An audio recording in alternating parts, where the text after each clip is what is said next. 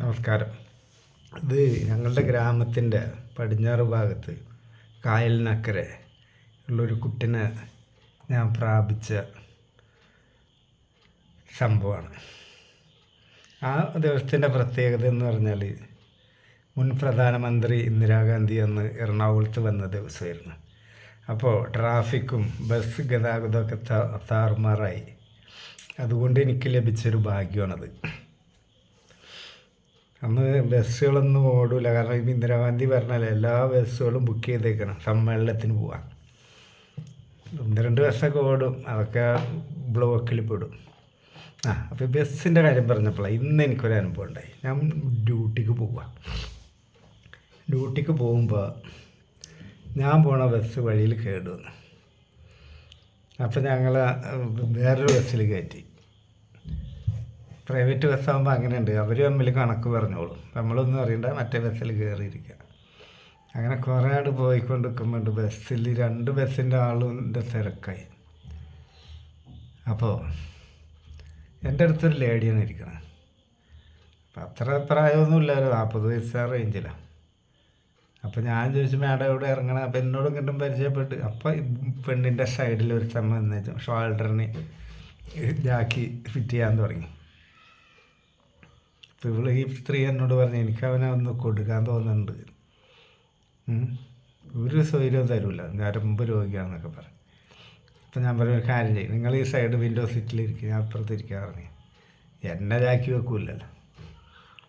അപ്പോൾ ഞാൻ എഴുന്നേറ്റ്, അപ്പോൾ ഇവർ സൈഡിലേക്ക് നിരങ്ങി നീങ്ങി ഞാൻ ഇവൻ്റെ ജാക്കിൻ്റെ അടുത്ത് പോയിരുന്നു.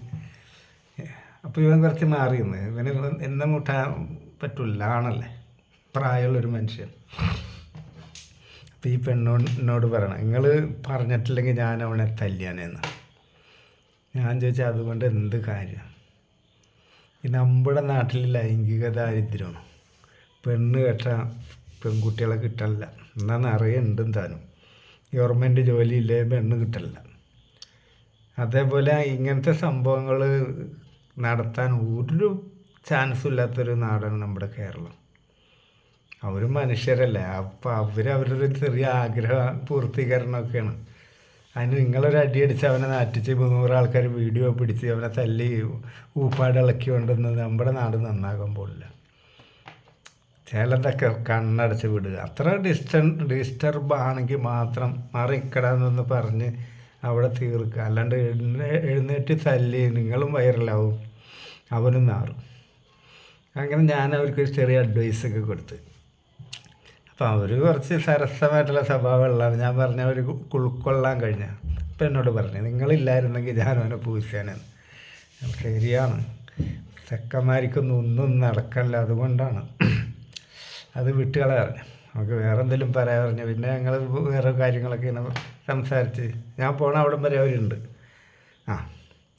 അത് പറയട്ടെ, അത് പോട്ടെ. അപ്പോൾ ഇന്ദിരാഗാന്ധി വന്നുകൊണ്ട് ഞങ്ങളുടെ നാടിൻ്റെ 3 ഭാഗവും പുഴയാണ്. ഈ പടിഞ്ഞാറ് ഭാഗത്തുള്ള കോതാട് എന്ന് പറയുന്ന സ്ഥലത്തേക്കാണ് ഞാൻ നിങ്ങളുടെ ശ്രദ്ധ ക്ഷണിക്കുന്നത്. ഇന്നിപ്പോൾ കോതാട് കൂടിയാണ് കണ്ടെയ്നർ റോഡ്, എയർപോർട്ട് സീപോർട്ട് റോഡൊക്കെ പോണതായില്ല, കണ്ടെയ്നർ റോഡ്. കോതാടൊന്നും ഇപ്പോൾ കണ്ടാലറിയില്ല. പണ്ട് ചേരാനല്ലൂർ എന്ന് പറയുന്ന സ്ഥലത്ത് കൂടി പുഴ കടന്ന് പോകണം, തോണി. അവിടെ തോണി സർവീസ് ഒരു 10 മണി കഴിഞ്ഞാൽ പിന്നെ ഉണ്ടാവാൻ ചാൻസ് ഇല്ല. അതേസമയം വടക്ക് ഭാഗം ഏലൂരാണ്. അവിടെ വാതിരാക്കൊക്കെ തോണിയിൽ ആളുണ്ടാവും, കമ്പനി ജോലിക്കാർ വരുന്ന റൂട്ടാണത്. അതുപോലെ മഞ്ഞുമ്മൽ കടത്തുണ്ടാവും. അവിടെയൊക്കെ മറ്റേ കടത്തുകാരൻ പുഴേൻ്റെ അക്കരെയുള്ള ആളാണ്, കോതാടുള്ള ആളാണ്. അയാൾ വഞ്ചി അക്കരെ കൊണ്ടുപോയി കെട്ടും, എന്നിട്ട് പങ്കായ അയാൾ വീട്ടിൽ കൊണ്ടുപോകും.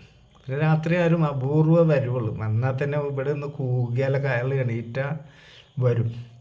അങ്ങനെ ആരും വരാറൊന്നുമില്ല. അപ്പോൾ ഈ ദിവസം അവിടെ ഉള്ളൊരു പെൺകുട്ടി, അവളന്ന് മദ്രാസിൽ പഠിക്കുക. അപ്പോൾ അവൾ തീവണ്ടിക്ക് വന്നു കഴിഞ്ഞാൽ റൈറ്റ് ടൈമിന് ട്രെയിൻ എത്തി. അങ്ങനെയാണെങ്കിൽ അവൾക്ക് ബസ് ഉണ്ട്, കറക്റ്റായിട്ട് രാത്രി ആകുമ്പോഴേക്കും വീട്ടിലെത്താം. ഈ സമ്മേളനവും ഇന്ദിരാഗാന്ധി വന്ന ബ്ലോക്കും ഒക്കെ പാടെ ആയപ്പോൾ എറണാകുളം നഗരം ശ്വാസം മുട്ടി. അപ്പം അന്ന് ഇന്നത്തെ പോലെ മൊബൈലോ ഒന്നുമില്ല, ലാൻഡ് ഫോൺ തന്നെ എവിടെയെങ്കിലുമൊക്കെ ഉള്ളൂ.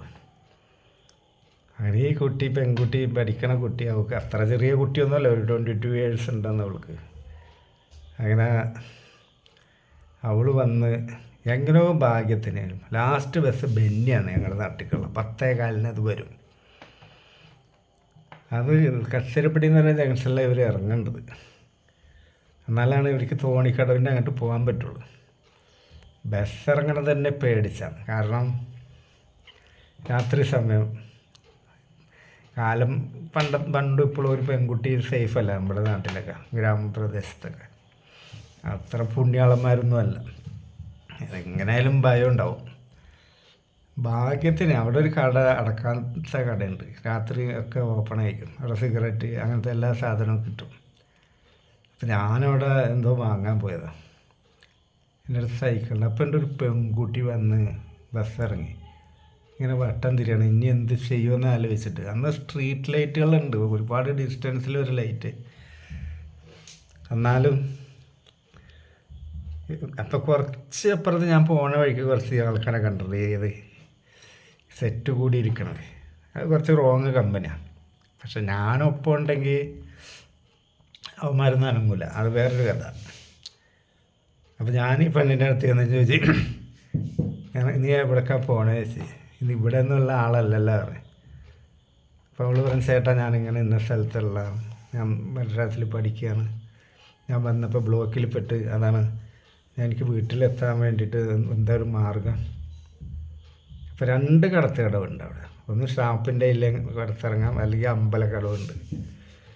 ഞാൻ പറഞ്ഞ് ഏത് റൂട്ടിൽ പോയാലാണ് നിൻ്റെ വീട്ടിലേക്ക് എളുപ്പമെന്ന് ചോദിച്ചു. കാരണം ഈ കോതാട് എന്ന് പറയുന്ന നീളത്തിൽ കിടക്കുന്ന ഒരു സ്ഥലം. അപ്പോൾ അവൾ പറഞ്ഞ് അമ്പലക്കടവിൽ കൂടി പോയാൽ മതി, എന്നാൽ എളുപ്പമാണ് പറഞ്ഞു. എന്നാൽ നീ സൈക്കിളിൻ്റെ പുറകിൽ കയറ്, ഞാൻ നിന്നെ കൊണ്ടുപോയാക്കാം. അപ്പോൾ ഞാൻ പറഞ്ഞു, എൻ്റെ വീട്ടിലും പെൺകുട്ടികളൊക്കെ ഉണ്ട്, നീ പേടിക്കൊന്നും വേണ്ട, നീ ഒറ്റക്ക് പോയാൽ പേടിക്കേണ്ടി വരും. അങ്ങനെ പറഞ്ഞ് ഞങ്ങൾ തോണിക്കടവിലെത്തുമ്പോൾ ഏകദേശം ഒരു 11 മണി.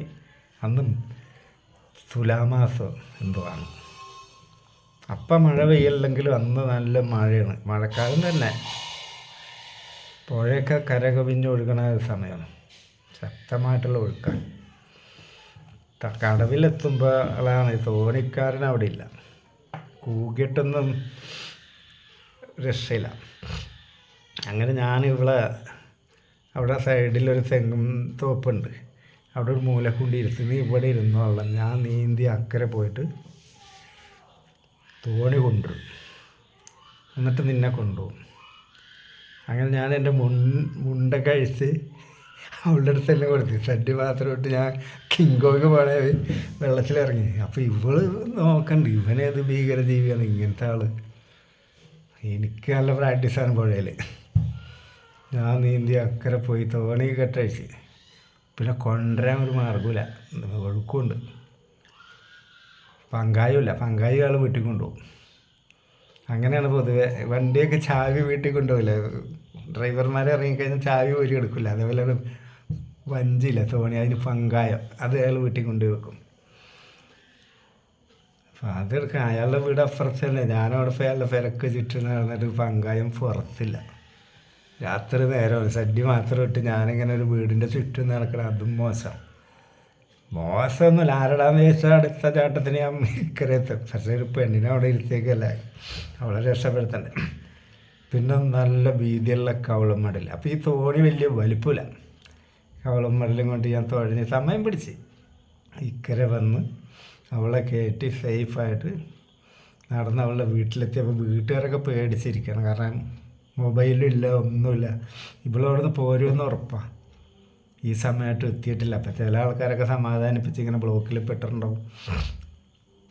അപ്പോൾ ഇവൾക്ക് അങ്ങനെ സിറ്റിയില, അല്ലെങ്കിൽ ഞങ്ങളുടെ അവിടെ താമസിക്കാൻ പറ്റിയൊരു വീടില്ല, അല്ലെങ്കിൽ രാത്രി അവിടെ നിന്നാൽ മതി.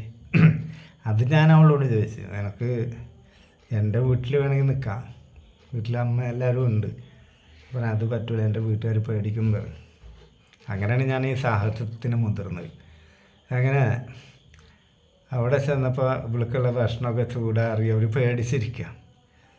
ഞാൻ പറഞ്ഞ് എന്നെപ്പറ്റി പറഞ്ഞു ഇയാളാണ് എന്നെ കൊണ്ടുവന്നത്, തോണി ഇയാൾ നീന്തി വന്നിട്ടാണ് അക്കരെ വന്നത്. പിന്നെ എനിക്ക് തിരിച്ചു പോകണ്ടേ, പിന്നെ തോണി പിന്നെ കൊട്ടേഷൻ പോകാൻ പറ്റില്ല, തോണി അയാളുടെ ഒരു പ്രശ്നമല്ലേ, തോണി ഫിക്കറെ. പിന്നെ എനിക്ക് പോകണമെങ്കിൽ നീന്തി തന്നെ പോകണം. അപ്പം മുണ്ട് തലയിൽ കെട്ടേണ്ടി വരും, മുണ്ട് ഷർട്ടുമൊക്കെ ഇപ്പം ഇതാക്കി തലയിൽ കെട്ടാൻ എനിക്കറിയും. പക്ഷേ അവരുടെ അമ്മ അച്ഛനും പറഞ്ഞേ ഇന്ന് പോകണ്ട, ഏതായാലും ഈ സമയമായില്ല, ഇവിടെ കിടന്നോ, ഇനി നമ്മുടെ കൊണ്ട് നല്ല മഴയും കാറ്റുമൊക്കെ ഉണ്ടെങ്കിൽ പുഴ നീന്തി പോകണ്ടേ. അപ്പോൾ അത്ര വലിയ സേഫൊന്നും അല്ല പുഴ, നല്ല ആഴമുണ്ട്. അന്ന് ഞാനവിടെ താമസിച്ച്, അന്ന് തൊട്ട് ഞാനും ഇവളുമായിട്ട് സ്നേഹം എന്ന് പറഞ്ഞാൽ ഇവിടെ എന്നോട് പറയും നിങ്ങളൊക്കെ വിശ്വസിച്ച് എവിടെയും വരാം അങ്ങനെ എങ്ങനെയെന്നൊക്കെ പറഞ്ഞ് സിനിമക്ക് പോകാൻ വേണ്ടി ഞാൻ വിളിച്ചപ്പോൾ വന്ന്. അപ്പോൾ ഞാൻ പറഞ്ഞു ഞാൻ അത്ര പുണ്യാളനൊന്നുമല്ല, എനിക്ക് നിന്നെ പിടിക്കാനൊക്കെ ഇഷ്ടമുണ്ട്, പക്ഷേ രാത്രി എന്നെ വിശ്വസിച്ച് എൻ്റെ ഒപ്പം പോരുമ്പോൾ ഞാൻ അങ്ങനെയൊന്നും ചെയ്യില്ല, അത്ര പൂളയൊന്നുമല്ല ഞാൻ. പക്ഷേ നിനക്ക് സമ്മതമാണെങ്കിൽ ഞാൻ നിൻ്റെ മേലൊക്കെ പിടിക്കട്ടെ വെച്ച്. അപ്പോൾ സിറ്റിയിൽ അന്ന് സിനിമക്കൊക്കെ പോകണത് ഇതിനൊക്കെ തന്നെ, അത് വരണവർക്കും അറിയാം, ആണിനും പെണ്ണിനും അറിയും. ഏതായാലും അവൾ മൗന സമ്മതം. അപ്പോൾ ഞാൻ മെല്ലെ കൈമ കയറി പിടിച്ച് തിയേറ്ററിൽ അടുത്തിരുന്ന് കണ്ട് എല്ലാ സ്ഥലത്തും ട്യൂൺ ചെയ്തപ്പോൾ പെണ്ണ് നല്ല വില്ലിങ്ങാണ്. അന്ന് രാത്രി ആരെങ്കിലും പിടിച്ചുകൊണ്ട് പോകാൻ പേടിയാണ്, അല്ലാണ്ട് സെക്സ് വിരോധിയൊന്നുമല്ല അവൾ. അപ്പോൾ ഞാൻ സിനിമ കഴിഞ്ഞപ്പോൾ പറഞ്ഞേ ഇനിയും ഞാൻ രാത്രി നീന്തേണ്ടി വരുമോ നിന്നെ കാണാമെന്ന് ചോദിച്ചു. അപ്പോൾ അവൾ ചോദിച്ചത് നിങ്ങൾക്ക് പേടിയില്ല ചോദിച്ചു. ഇല്ല. അപ്പം ഇവളുടെ വീട് സേഫാണ്, കാരണം ഇവളുടെ വീട്ടിൽ ഫാദർ അയാൾ പണിക്ക് പോകണതാണ്, എവിടെയോ മൂന്നാറിലെന്തോ പരിപാടിയാണ് അയാൾക്ക്, അയാൾ ആഴ്ചയിലേ വരുള്ളൂ. പിന്നെ വേറൊരു പ്രത്യേകതയാണ്, വേറെ മുതിർന്ന ആൾക്കാരാരുമില്ല. പിന്നെ ആ പ്രദേശത്ത് എന്നൊക്കെ പറഞ്ഞാൽ രാത്രിയായ എല്ലാവരും പ്രാർത്ഥന എത്തിച്ച് അവനവൻ്റെ വീട്ടിൽ കിടന്നുറങ്ങാം, സദാചാരമൊന്നും നോക്കി നിൽക്കില്ല, പുഴ കടന്ന സംഭവം നടക്കും. അങ്ങനെ ഞാൻ നീന്തുകയാണ്, ആ കായൽ നീന്തി അവിടെ പോയി അവളുടെ റൂമിൽ എല്ലാ വസ്ത്രങ്ങളും റിമൂവ് ചെയ്ത് അസലായിട്ട് ഒരു പെണ്ണിന് എന്തൊക്കെ വേണം അതൊക്കെ ചെയ്തു കൊടുത്ത് ഒരുപാട് കാലം. പിന്നെ അവൾക്ക് കല്യാണം വരണുണ്ടെന്ന് പറഞ്ഞു. ഞാൻ പറയും കല്യാണമൊക്കെ വന്നാൽ നീ ഇതായിക്കോ, കല്യാണം കഴിച്ച് പോയിക്കോ, നമ്മളൊന്നും പ്രേമൊന്നുമല്ലല്ലോ. അപ്പോൾ ഇവിടെ കോഴ്സ് കഴിഞ്ഞിട്ടാണ് വന്നേക്കണത്. അപ്പോൾ അവൾക്ക് ജോലിക്കൊക്കെ ശ്രമിക്കണമെങ്കിൽ അവളുടെ സർട്ടിഫിക്കറ്റും കാര്യങ്ങളൊക്കെ കിട്ടണം. അങ്ങനെ ഏതായാലും നല്ലൊരു സംബന്ധം അവളെ കെട്ടി, അങ്ങനെ കഥ അവസാനിച്ച്. അപ്പോൾ ഇന്ദിരാഗാന്ധി എറണാകുളത്ത് വന്നപ്പോഴും എനിക്ക് ഗുണമുണ്ടായി എന്ന് പറയാം. ഓണം വരാനും വേണം ഒരു മൂലം എന്ന് പറഞ്ഞ പോലെ എല്ലാം ഭാഗ്യം, യോഗസ്യ ഗുണതോ പണതോ.